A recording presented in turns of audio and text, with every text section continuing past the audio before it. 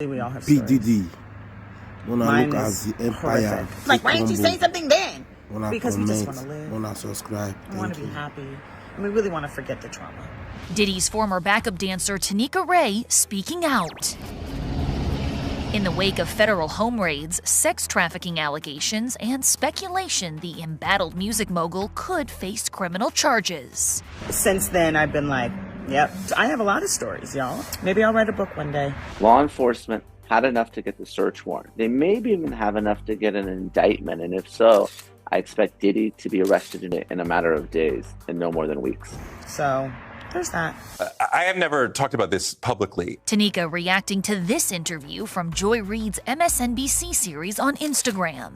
Culture critic Touré claiming Diddy fired a family member after allegedly refusing his sexual advances. Years later, they finally came out, and this a male, and said that Puff had said, "Come home, stay the night with me, or the internship is over." Oh, yeah. You know, we all have stories. Seriously, we all have stories. Mine is horrific, and only 5 people know it.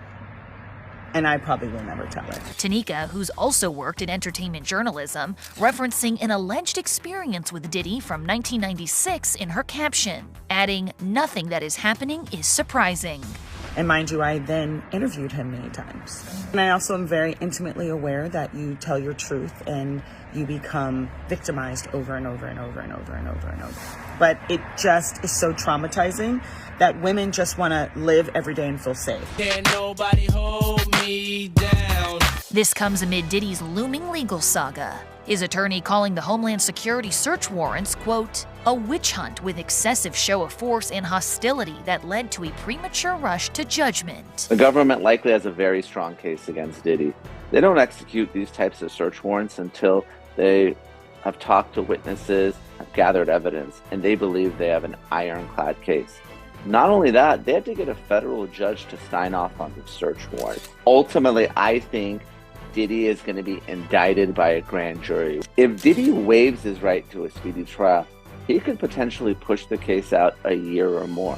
And Diddy has essentially unlimited funds to defend this case, and I expect him to litigate it very aggressively. Back in Tanika's message, she explains why now was the time to share her story, hinting someday she might put pen to paper. And when we revisit and revisit, we live in a state of victimhood, and nobody wants to live there. So for those who are like, why didn't you say something then? Because we just want to live. We want to be happy, and we really want to forget the trauma. So there's that. Maybe I'll write a book one day.